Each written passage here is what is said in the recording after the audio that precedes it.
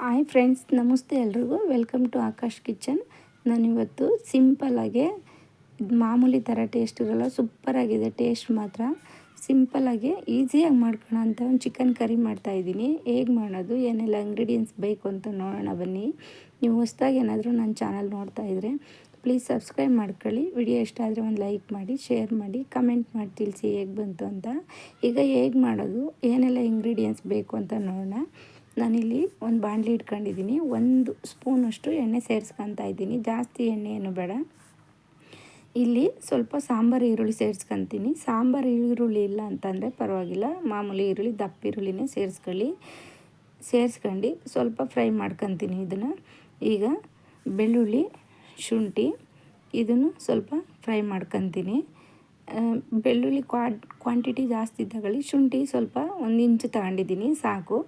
2 ಚಕ್ಕೆ, 2 ಲವಂಗ ಇದನ್ನು ಸೇರಿಸ್ಕೊಂಡು ಸ್ವಲ್ಪ ಫ್ರೈ ಮಾಡ್ಕೊತೀನಿ ಎಣ್ಣೆಲಿ. ನಾನು ಇಲ್ಲಿ 1 ಟೊಮೊಟೊ ಕಟ್ ಮಾಡಿ ಇಟ್ಕೊಂಡಿದ್ದೀನಿ. 1 ಟೊಮೊಟೊ ಸೇರಿಸ್ಕೊತಾ ಇದ್ದೀನಿ.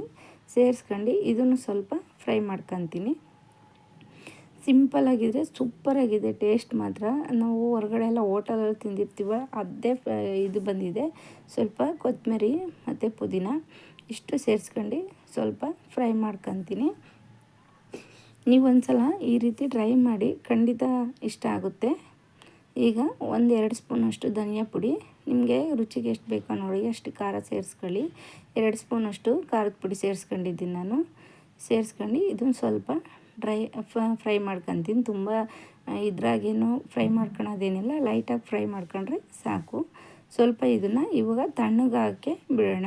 ಈಗ ಇನ್ನೊಂದು ಬಾಣಲಿ ಇಟ್ಕೊಂಡಿದ್ದೀನಿ. ಬಾಣಲಿ ಇಟ್ಕೊಂಡು ಎಣ್ಣೆ ಸೇರಿಸ್ಕೊತಾ ಇದ್ದೀನಿ. 1-2 ಸ್ಪೂನಷ್ಟು ಎಣ್ಣೆ ಸೇರಿಸ್ಕೊತೀನಿ. ಇದು ಕಬಾಬ್ ಎಣ್ಣೆ ಆಗಿದೆ, ಸ್ವಲ್ಪ ಇತ್ತು, ಅದನ್ನು ಸೇರಿಸ್ಕೊಂಡಿದ್ದೀನಿ. ಈಗ ನಾನು ಚಿಕನ್ನ ಕ್ಲೀನಾಗಿ ತೊಳೆದುಬಿಟ್ಟು ಇಟ್ಕೊಂಡಿದ್ದೆ. ಇವಾಗ ಚಿಕನ್ನ ನಾನು ಸೇರಿಸ್ಕೊತಾ ಇದ್ದೀನಿ. ನಾನಿಲ್ಲಿ 1/2 kg ತಗೊಂಡಿದ್ದೀನಿ. ನೀವು ಬೇಕಂದರೆ ಕ್ವಾಂಟಿಟಿ ಜಾಸ್ತಿ ಮಾಡ್ಕೊಳ್ಳಿ. 1 ಸ್ಪೂನಷ್ಟು ಉಪ್ಪು, 1/4 ಟೇಬಲ್ ಸ್ಪೂನಷ್ಟು ಅರಶಿನ ಸೇರಿಸ್ಕೊಂಡು ಸ್ವಲ್ಪ ಲೈಟಾಗಿ ಫ್ರೈ ಮಾಡ್ಕೊತೀನಿ. ನೋಡಿ ಈ ರೀತಿ ಫ್ರೈ ಮಾಡ್ಕೊತಾ ಇದ್ದೀನಿ. ಇದರಲ್ಲಿ ವಾಟ್ರ್ ಕಂಟೆಂಟ್, ನೀರಿನ ಅಂಶ ಇರುತ್ತೆ, ಅದೆಲ್ಲ ರಿಲೀಸ್ ಆಗಬೇಕು. ರಿಲೀಸ್ ಆಗಿ ಫುಲ್ಲು ಡ್ರೈ ಆಗಬೇಕು. ಒಂದು 5 ಮಿನಿಟ್ಸು ಲಿಡ್ ಕ್ಲೋಸ್ ಮಾಡಿ ಬಿಟ್ಬಿಡ್ತೀನಿ. ಈಗ ತೆಂಗಿನಕಾಯಿ, ಗೋಡಂಬಿ, ಗಸಗಸೆ 1 ಸ್ಪೂನು, ಕಡಲೆ 1 ಸ್ಪೂನು, ಸ್ವಲ್ಪ ನೀರು ಸೇರಿಸ್ಕೊಂಡು ನುಣ್ಣಗೆ ಪೇಸ್ಟ್ ಮಾಡ್ಕೊಂಬರ್ತೀನಿ. ಇದನ್ನು ನೋಡಿ ಈ ರೀತಿ ಪೇಸ್ಟ್ ಮಾಡ್ಕೊಂಬಂದಿದ್ದೀನಿ.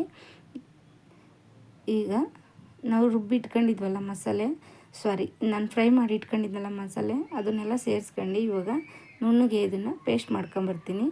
ನೋಡಿ ಈ ರೀತಿ ನಾನು ಪೇಸ್ಟ್ ಮಾಡ್ಕೊಂಬಂದಿದ್ದೀನಿ. ನೋಡಿ ವಾಟ್ರೆಲ್ಲ ರಿಲೀಸ್ ಆಗಿದೆ. ಇದು ಸ್ವಲ್ಪ ವಾಟ್ರು ಫುಲ್ಲು ಡ್ರೈ ಆಗಬೇಕು. ಅಲ್ಲಿವರೆಗೂ ನಾನು ಲಿಡ್ ಕ್ಲೋಸ್ ಮಾಡಿ ಬಿಟ್ಕೊತೀನಿ. ಒಂದು 5 ಮಿನಿಟ್ಸ್ ಬಿಟ್ಟರೆ ಫುಲ್ಲು ಎಲ್ಲ ಇದಾಗುತ್ತೆ. ನೋಡಿ ವಾಟ್ರೆಲ್ಲ ಡ್ರೈ ಆಗ್ತಾ ಬಂದಿದೆ. ಈಗ ನೋಡಿ ನೀರು ಸ್ವಲ್ಪ ಫುಲ್ಲು ಕಮ್ಮಿ ಆಗಿದೆ. ಈಗ ನಾನು ರುಬ್ಬಿಟ್ಕೊಂಡಿದ್ದೀನಲ್ಲ ಮಸಾಲೆ, ಅದನ್ನು ಸೇರಿಸ್ಕೊತಾ ಇದ್ದೀನಿ. ಅದನ್ನು ಸೇರಿಸ್ಕೊಂಡು ಮಸಾಲೆ ನಾವು ಆಲ್ರೆಡಿ ಫ್ರೈ ಮಾಡ್ಕೊಂಡಿದ್ರೆ ತುಂಬ ಫ್ರೈ ಮಾಡೋ ಅವಶ್ಯಕತೆ ಇಲ್ಲ, ಲೈಟಾಗಿ ಫ್ರೈ ಮಾಡ್ಕೊತಾ ಇದ್ದೀನಿ. ನೀವು ಈ ರೀತಿ ಒಂದು ಸಲ ಟ್ರೈ ಮಾಡಿ. ಈಗ ನಾನು ಆಲ್ರೆಡಿ ಇದನ್ನು ಫ್ರೈ ಆಗಿರೋದ್ರಿಂದ ತುಂಬ ಹೊತ್ತೇನೂ ಫ್ರೈ ಮಾಡ್ಕೊತಾ ಇಲ್ಲ. ಇದು ಚಪಾತಿಗೆ, ಪೂರಿಗೆ ಮತ್ತು ದೋಸೆಗೆ, ಇಡ್ಲಿಗೆ ಎಲ್ಲದಕ್ಕೂ ಸೂಪರಾಗಿರುತ್ತೆ, ರೈಸ್ಗೆ, ಮುದ್ದೆಗೆ. ನೋಡಿ ಈಗ ಜಾಸ್ತಿ ನಾನು ನೀರು ಆ್ಯಡ್ ಮಾಡ್ಕೊತಾ ಇಲ್ಲ. ಚಪಾತಿಗೆ ಆಗಿರೋದ್ರಿಂದ ಗ್ರೇವಿ ಸ್ವಲ್ಪ ತಿಕ್ನೆಸ್ಸಾಗೇ ಇರಬೇಕು. ಈಗ ಲಾಸ್ಟಲ್ಲಿ ನಾನು ರುಬ್ಕೊಂಬಂದಿದ್ನಲ್ಲ ಕಾಯಿ, ಕಡಲೆ, ಗಸಗಸೆ ಅದನ್ನು ಸೇರಿಸ್ಕೊತಾ ಇದ್ದೀನಿ.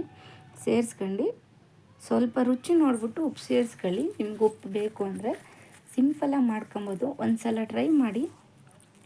ಈಗ ಲಾಸ್ಟಲ್ಲಿ ನಾನು ಕೊತ್ತಂಬರಿ ಸೇರಿಸ್ಕೊತಾ ಇದ್ದೀನಿ. ಸೇರಿಸ್ಕೊಂಡ್ರೆ ಸಿಂಪಲಾಗಿ ಚಿಕನ್ ಗ್ರೇವಿ ರೆಡಿ ಆಯಿತು. Super taste. ಒಂದು ಸಲ ಟ್ರೈ ಮಾಡಿ. ವಿಡಿಯೋ ನೋಡಿದ್ದಲ್ಲ